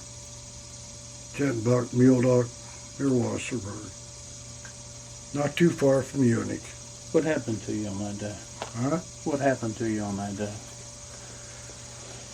What happened to me on that day? Yeah. Well, we were in an old castle, building an old castle the day the war ended. And our battalion commander had been wounded, and Major Richards was not taking care of the battalion. And he sent us down. He understood in the basement there was champagne down there. Well, we went down there and there was champagne. And there was a lot of it. I mean, a lot of it. And there was good stuff. But we told him there was, all we found was 10 bottles. And then we volunteered to do the cleaning up when we left the place. When we left. So when we left, there's different things that Leo has different thought. And I remember we took the trailers from our tanks, put all the ammunition into one or two of them, and we loaded up that champagne. Now there were several hundred bottles of it. It was pink and white both. And we moved into a town called Berghausen, Germany, for a billet. Well, when we went in there, they had the non-cops. We had a two-story house over there. It had a basement in it. And it was dark when we got there. We took all that champagne into the basement and hid it down there. And going to the place, we drink about a bottle of it a day after the war was over. And I can remember my platoon leader came and said to me, he says, Berger, he said, you got anything to drink? I said, no, I said, I know this fellow's about half shot half the times around there. He said, sure, you ain't, I said, well, we haven't got a thing, you know. He said, well, I guess I'll go see the doc. He said, I got some grapefruit juice and see, get a little alcohol. And there we were we had hundreds of bottles, but we wasn't going to share any of it with him. And we had that right up. There was still some there when they moved me up out of Berghausen to Bad Warsaw later on. But yeah, we had a funny thing happen when this in Berghausen. We had a bunch of horses. We captured. I had a horse, and Fly Sergeant had a horse, and Colonel had a horse. A bunch of us. I had pretty good horses. And then we had a whole corral full of maybe 50, 60 other horses, and the other guys were riding them. Well, a fellow by the name of Clifton Thrasher, he was an old Arkansas boy. He was staying in an old German school on up house up there, so we gave him all these horses to take care of up there, and like almost corralled them up there. They had a drinking place there and that. But a few of us had our own horses, so we kind of got stuck having your own horse riding over the next town for patrolling. And I have some pictures of myself when I did that. And anyway, one day I'm there, and this is the funniest thing that's happened to me the whole time I'm over there. I'm up there, dressed up. Here comes Thrasher in.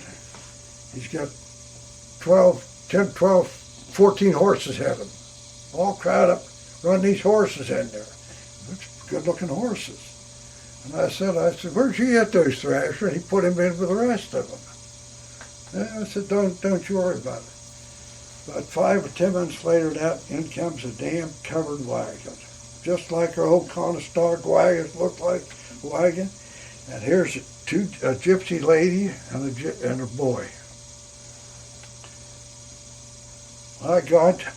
She got down out of that damn thing, and they had been in the concentration camp because she showed me where they tattooed her numbers on her.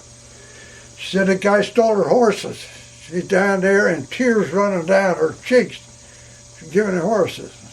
Hell, I felt so damn sorry for her, and then I said, Thrasher, give her those. I will like hell, he says. They're not her horses, that's Army personnel. They didn't have this and that. I said, oh, damn, Don, they've been through enough. Give them the horses. No, it wasn't like that. So all of a sudden he said, well, all right, he gave them some horses. He gave them all the old lame plugs something. The worst damn horses that you had up there. I mean, they were crippled up and everything else because they rode the daylights out of them.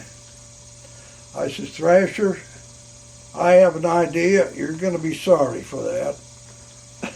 Sorry for it. Well, they had a great big party up there. They got what they call coffee schnapps. It's schnapps in flavor of the coffee. And they got up there at night and had some parties and everything. You know, these folks looked over those horses.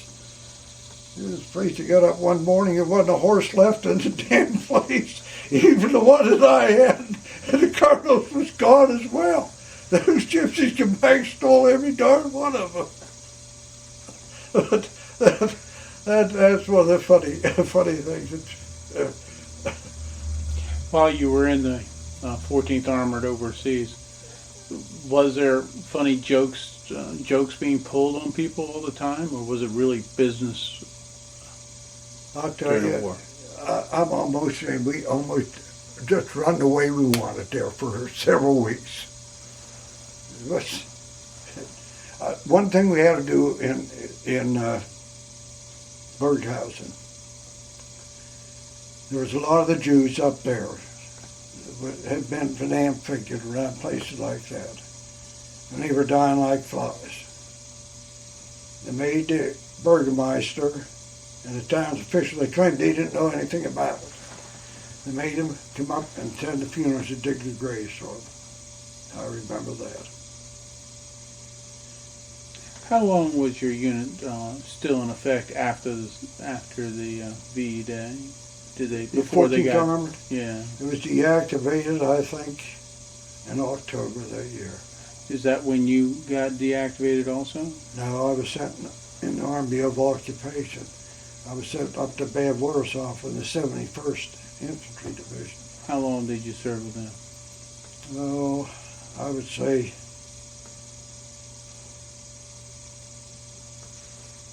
maybe a couple of months. Yeah. What did you do with them? Well, one of the jobs was I was went hunting. So you had a vacation then? No, what happened when I got up to Berghausen, I was going up a street, maybe I shouldn't be telling this. I was going up the street with a girl. We weren't supposed to fraternize, but anyway, we were. I was going to go to a theater that they had there. And my God, the guy's GI comes running down the street there and bang, bang, bang. The lieutenant was up there, shot at him, running down there. And damn near shot me. I took that girl and threw her back against the wall myself.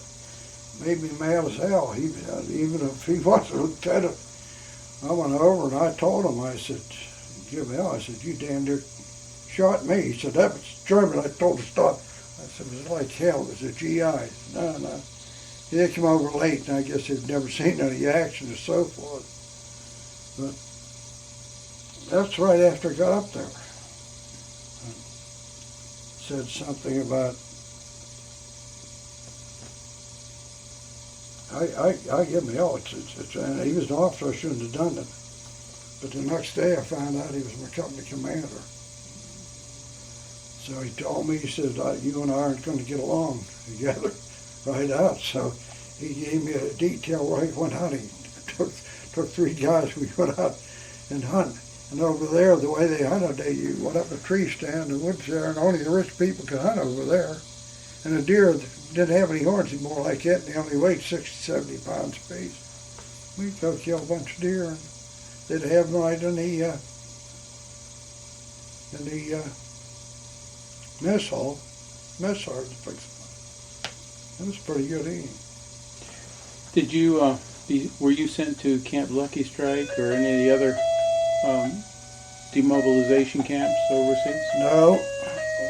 I remember when I came home, I was sent down to Paris.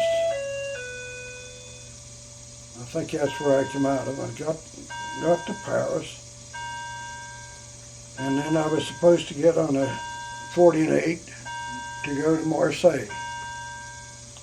And when I got there, down there, I'll never forget, I got a car bunk on my neck up in there. Big boil, I guess it was. And I went on down to sick call. And there's a captain in there, and he was going to do it, Lance, I guess, and so forth. And he said, oh, you can do it. And there's a PFC stand there, medic. He said, you can take care of that. And the medic told me, he said, well, stand up or just grab hold of that chair. I grabbed hold of that chair, and man, he starts that thing. And I guess he got the core or something. He got tweezing and pulled something out, and they slapped a bandage on there. The next day, I get on a 40 and 8, and we're on it for 12 days in order to get from Paris to Marseilles. 12 days. That's like a boxcar, isn't it? Well, 40 men or 8 horses. And the train would go 2 miles and then stop for another train to come by. This and that. And here I am. I can't turn my head like that. I can turn my whole body. There's a kid in that train there had been with the 3rd Division. And he had seen a lot. But he was an alcoholic. Or he must have been. He was drunk all the time. But he had a bunch of army blankets. He'd chuck them up. Every time the train stopped, he'd get off the train to trade a blanket for some wine. That went on the whole way. We got back, and here I am. I the neck, and I can't even take care of it, put a new bandage on or anything else. We're 10 miles out of Marseilles to get on a boat to go home. This kid jumps out off the side with a blanket. He jumps right into front of a locomotive coming the other way. 10 miles from getting home. And then when we got there, we came home in December, and the Atlantic's really rough, especially in one of those little Victory ships and Merchant Marine had. So I got on that, and that's still not feeling very good. I get up the day after I got on that boat. We started home and going right between my legs. I had to get down to sick bay, but they had some Navy personnel in there, the medics there. Lord, they took care of that damn thing. That was healed. I got home. I'm still having trouble with my neck when I got back here. But the most memorable night of my life, the happiest night, I guess for me, was the last night when we were coming into Hampton Roads. I never gambled when I was in the Army. But anyway, I hadn't been paid for, I guess about 10 months. I was only getting $7 a month. The rest of it was going home. But I had $70 when I got left there to go to the boat, get on the boat. And they were gambling and they were playing all the time. And all the guys, come on, Campbell. They said, you got money. A few fellows had it all, So I said, oh, what the heck. It's the last night I'm out. So we got down there, there's this one merchant marine that was down there. He was playing and he was losing. And then in order to get back in the game, he'd go get sandwich, trick stuff out of the ship's stores and come back and sell it to the guys to get some more money, get back in the game. Well, I never gambled much. No matter what I did, I couldn't go wrong. They're playing draw poker, I'd hold one card, draw 4 cards and still win. The money just kept coming. And about 1 o'clock in the morning, the wee little fellow said he was the oldest man in that merchant marine, and they had all kinds of flags flying on the thing. He came down and he caught this guy selling those ship stores, and he backed him over. I thought he was going to kill him. About him. He came back to us and he says, I got all this money there in front of me. Big winner. He said, soldier boys, he said, the game's over. So I gathered the money up. I hadn't even counted it. I knew I had 70 when I started, and I think when I was done I had 500 and some. So when I got off the ship, the first damn thing I did when I got off the ship, I had some hair then. I went and got my hair cut and sent all the money, wired all the money home at about $20 to my dad, to my home. Well, when we got on the train to go up to Indian Gap to get discharged, there's guys all looking up me because I was a big winner. I said, I don't have any. The hell you done? I said, no, I sent it all home. I thought they were going to kill me. But the funny thing is, when I got home, my kid brother came down and picked me up to the range train station. He said, now, Fred, he said, I got to tell you something. He said, Mom's been sick. He said, they tried to get you home. They went to the Red Cross and tried to get you home. I said, well, what's the matter, Mom? He said, well, she had cancer. My God. He said, yeah, they had an exploratory operation on her, seen they had it. She said, the war was over, she'd like to see her 3 boys. We were all gone. Well, hell, the Red Cross never tried to find me. They could have found me easy. They could have got my brother that, but there wasn't anything done. So, anyway, when I got home, Mom had had the other operation, and by God, she lived to be 95. My dad died long before that. But anyway, after I got home a day, Dad called me over and he says, Fred, I don't know where you got that money. I don't want to know. I'm not even asking you. But he said, I'll tell you, it was a godsend. He said, I needed that to pay your mother's hospital bill. So I figured, and I never did any gambling. It just had to be. Yeah. It just had to be. Thank you for your interview today, Mr. Harshberger. And I guarantee you are a hero in a lot of people's eyes. No, not a hero. We were in a safe place and it's all tough to do. Did you ever see anything from the SS?